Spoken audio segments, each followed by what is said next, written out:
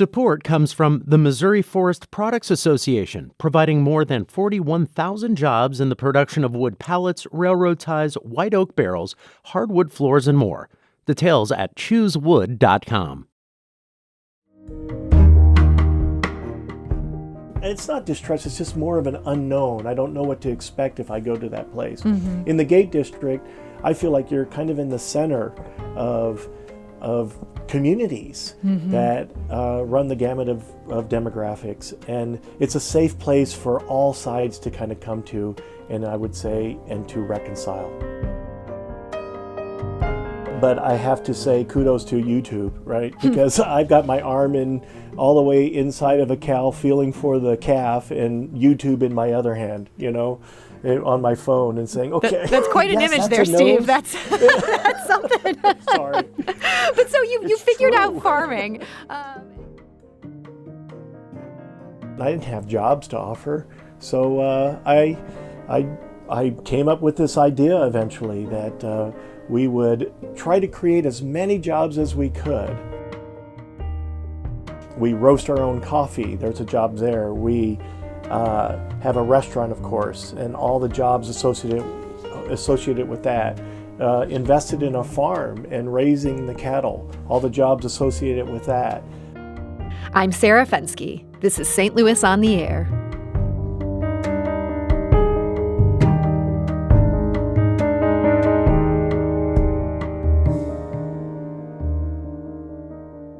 A new restaurant just opened in the city's Gate District. And if you're someone who doesn't spend a lot of time in the city, that's the lovely historic area between Lafayette Square and Midtown. Maya Angelou was born there, and these days, the neighborhood is seeing lots of attention after years of neglect. Have a Cow Cattle Company, an urban farm store, hopes to be a part of that energy. The restaurant and shop are only the most visible part of a bigger plan designed to help locals find good jobs and also bring a bit of the farm to the table. And joining us today to talk about it is Steve St. Pierre. He is the owner of Have a Cow. Steve, welcome. Hello, thanks for having me. So, Steve, people driving by your restaurant on Lafayette might have noticed that tractor out front. It's certainly eye-catching. What's on offer for someone they're not interested in the backstory, they just want something to eat or drink or buy? Yeah, so our hope is we are serving up great burgers. So, farm-to-table burgers. We raise the cattle, and so it's fresh beef. Also, we're serving that meat from the farm in frozen form, so you can just come, and if you want a steak for later, buy our frozen meats as well. And then we have a whole selection of other sandwiches. We have vegetarian options and chicken sandwich, and we even have a grilled peanut butter and jelly, which was my favorite growing up, and now we're going to expose that to the world. It's so good. Well, that sounds like some good options for people who are hungry. A nice casual option there, social distancing in effect. But that's not all to this story. What is the mission that's underpinning this whole effort? Yeah, so I would say that a few years ago, 2016-ish, I was working in a kind of service environment up in North City. I live in the Etzel-Hodemont neighborhood, and we have a number of ways that we walk with that community and partner with them. And a number of the individuals in the community, young men and women, just asked me, Steve, hey man, we need some of these things that that we're bringing together, but we need jobs. I mean, at a basic level, I have kids, and I need to be able to support my family. And so that just got me thinking. I mean, I was kind of in a ministry environment, and I didn't have jobs to offer. So I came up with this idea eventually that we would try to create as many jobs as we could. And I wrote out the vision that I would talk about here with Have a Cow. And that's what's coming to expression. So we roast our own coffee. There's a job there. We have a restaurant, of course, and all the jobs associated with that. Invested in a farm and raising the cattle, all the jobs associated with that. I have a retail aspect where we're trying to, I say urban farm store, but it's for the urban farmers. So chicken coop supplies, although I don't have that in stock yet. That's the plan. You're gonna supply the chicken coops. That's right, and beehives and all the stuff that goes with apiary equipment, and then just wild bird stuff and dog and cat food and anything for the urban farmer. We'll sell jams and jellies and honeys and woohoo, So just any product stuff. sort of tied to the land. I mean, even if your urban farming involves cat farming, you're going to have supplies there for it. That's right. And so as these young men that, are running in a rough area of the city, and some of them kind of caught up in the clamor of what that means, we're saying, well, would you give me a job? And I said, well, I would. But what I would hire you for is to, with me, learn how to love everybody that comes in the store. And kind of looked at me strangely.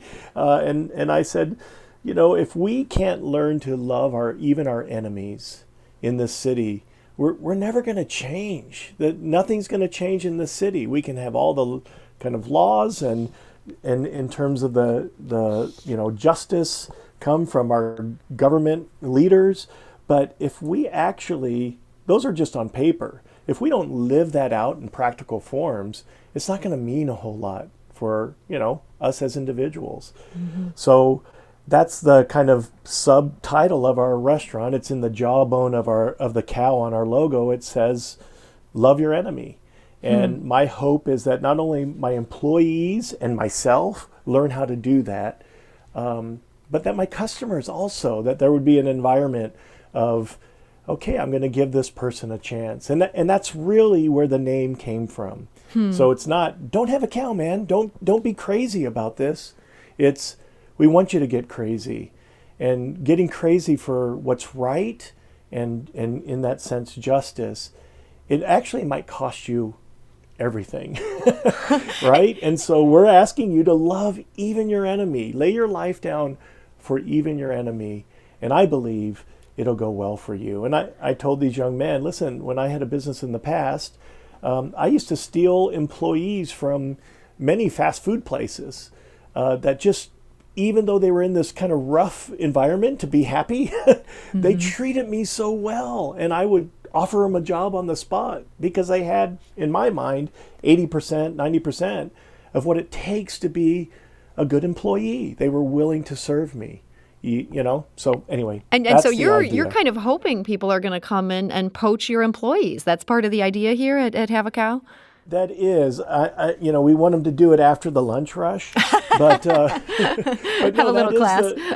And that is the ultimate idea. Now it's going to take some time to develop the vision of that. This has been a vision that's been in the motion for 5+ years, and with COVID and everything happening, I actually quit my job to learn the farming, to figure this all out. And I actually, Steve, I want to slow you down on that because I think your personal story here is pretty interesting. As much as so much of what you're doing now is new to you, as you mentioned, you were running a business before you got involved with Restore St. Louis and working more on the nonprofit end of things. You ran a toy store business. How did you go from that to saying, I guess, use the phrase you used, lay down your life and decide you wanted to devote yourself more to this mission? Yeah, so my background, I'm from a, wealthier kind of sector of society, I guess, and grew up. I never really had any needs. We were well provided for. And, I lived in that kind of bubble. And it truly was a bubble. I couldn't see much outside of that. And just because you're insulated, right? You live in particular neighborhoods, you just don't see much mess. And during that time, I am a Christian, I guess, and out of that faith, it was really, I felt like I was just making touchdowns and spiking the ball and then pointing to the sky, right? And kind of giving that expression. And I ended up going on a trip, mission trip to Africa. And I was in Africa, and there was this little 6-year-old girl that her story literally undid me. And I crawled back to my little guest house and just kind of said, "This doesn't work. What in the world?" And that was the moment where I felt like, as I was, doing my Bible study, I heard a different word in that sense from what I was reading that I had never heard before because I didn't have the context to hear it. And that idea was that the expression of what's good and the healing that is needed in this world comes through us as people, right? And that in that way, we use the term often blessing. Well, that blessing is actually not for us. It's for us to live out. And that changed everything. I wrote my wife from Africa because at the time we were thinking about moving to Africa. And I just said, we're going to sell everything. And I think we need to, if you're on board, I think we need to move to some area of St. Louis that there's some suffering going on and that reconciliation is needed. And she was totally on board. Wow. Which, I feel like not all wives would be totally on board for that. Well, and she's an incredible person. She leads me probably more than I lead her. But and so you moved into a part of town that didn't have a lot of people with that background you have, saying you came from this wealthier milieu. Did that open your eyes even further, even beyond what you saw in Africa, to see what's right here in St. Louis? It did. I mean, when we moved in, we had a 6, 9, and 12-year-old children. And on both sides of the coin, my eyes were open. So my old kind of context in my old neighborhood, people thought I was having a cow, right? I was going crazy. And in my new context, the neighborhood wasn't super excited that I was showing up. And, because again, sure, I had a lot of paternalism kind of wrapped up in me. But it didn't take long for that to burn off. My neighbors were really good at it. And I have to say now, my actual neighbor let me know his displeasure with me being his neighbor when I first moved in. But now I would consider him, and I think he would consider me, one of his close friends. Wow. And just to see the change, right? And it came after a lot of mess. I mean, I had a gun against my own head, and my door's been kicked in, and my car's been jacked, and my kids have been afraid, and it's a place of a lot of gunfire and mess. I've dragged a kid out of the street in front of my house that had just been shot. Well, if that had happened in my old neighborhood, you'd know about that in Toledo, right? Yeah. But nobody knew about it, not even my neighbor. And it just, talk about eye-opening. That this didn't even make the news, this level of violence that you were seeing in Right, and in we St. would Louis. consider each other enemies, but we ignore kind of one another. We live past one another. And that's what enemies do, right? We don't live our lives in context to that place over there. And I just think, come on, we need to be more intentional and to work toward reconciling, because we're in this together. Well, and so, Steve, I mean, for you, you're all in. You didn't just take this big move where you went and moved to North St. Louis and now in a part of town where most people from your background aren't interested in living. You then decided to go all in on this farm business as the underpinning of this new venture. Had you any experience as a farmer before purchasing this farm? Well, no, but my wife will tell you that's pretty much how I do things, unfortunately. You jump in. I jump in, but I always feel like if I don't jump in, I'm not going to get in. It's kind of like when the pool's too cold and you keep dipping your foot, you're never going to get in. But if you jump in, it's too late, you're in. So you're in. I mean, was there a steep learning curve in figuring out how to get a cow to the place where you're ready to serve that cow at Have a Cow? Well, absolutely. And but I have to say kudos to YouTube, right? Because I've got my arm in all the way inside of a cow feeling for the calf and YouTube in my other hand, on my phone and saying, okay. That's quite an yes, image that's there, a Steve. nose. That's something. Sorry. But so you figured true. out farming, and now you've got this restaurant. And look, I mean, this is a business that has a notoriously high failure rate. That's even pre-pandemic. What gives you the confidence? I understand you opened last week. What made you feel like, yeah, we're ready to go?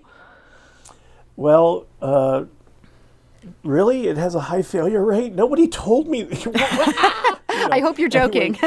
Yeah, the two of them, right? The farm and a restaurant. Those aren't things that banks are going to jump at usually. Right. And they haven't yet. But having said that, the confidence comes from just, I feel like people, of course, in our current environment, but have always been ready for something to kind of bring community, right? We want community, and I think we long for it.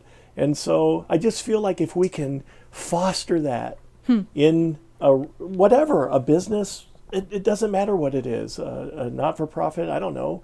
Yeah. But if we can foster community, I think people will come and participate. So, Steve, you're there in the Gate District. What made you decide to locate there rather than closer to the neighborhood that you've been living in and where you've built such connections? Well, I feel like what we need is bridge communities. And I think the Gate is a perfect bridge community between a lot of different demographics. If I'm living in Edwardsville, I'm not going to come to the neighborhood that I used to live in Edwardsville, but if I'm living there, I have no kind of understanding or context for the neighborhood that I currently live in up in North St. Louis. And I'm not going to come there to eat. And if I live in North St. Louis, I'm not going to go to Edwardsville.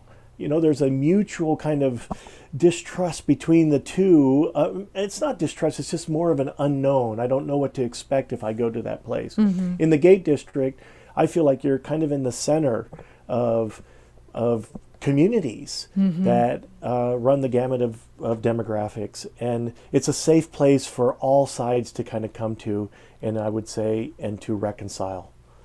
I love the Gate District. I hope people will come and check out this restaurant just because I think this community, it gets under-acknowledged and it has such historic significance, and there's also a lot of great things going on there today. I know you want people to come to this too. And now that you've been open a week, I mean, how's it going? The main plan was to try to get people some jobs. Do you feel like you're on the way to doing that at this point? I think we're on the way to doing that. We have hired quite a few people, but right now, because of the pandemic and the time it took to construct and all of it, I ran out of money. So right now I'm trying to build the stores back up to get to a point where I can hire folks that we can invest in a little deeper. But we have hired an individual that I would say that we're excited about, and he's embracing us, and it's really been a lot of fun to just say, okay, and to be honest, hey, here's what we're doing, and him responding, well, I want to be a part of that. So that's been fun, but I look forward to down the road, and I don't know how long it'll take to have more of that reconciling of different cultures come and be a part. Bring everybody to this restaurant and sell them some beef or a hamburger to eat there on site. That's right. And you asked just how are things going. They are going well. I mean, our first day, we were overwhelmed by the response. We didn't do anything. We didn't even put an easel out on the sidewalk, but the word spread so fast, I'm old. I'm 57, so I'm not used to Instagram and Facebook and all that stuff. But wow, stories got posted, and before we knew it, people were in the place. You know what? I think it's that tractor. I think so many of us were driving by after seeing that tractor. We were waiting for you guys to open, and now have a cow cattle company, an urban farm store. People can come and check it out for themselves. And Steve St. Pierre, I want to thank you so much for joining us today and sharing your story. Thanks for inviting me.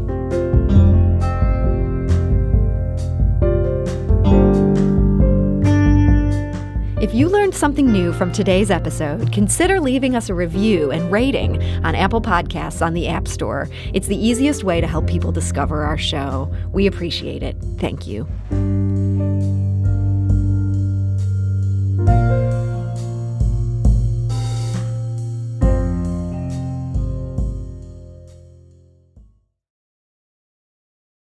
Support comes from Missouri Forest Products Association, committed to sustainable and sound conservation of the state's forests, which support more than 41,000 Missouri jobs, resulting in a $10 billion industry. ChooseWood.com.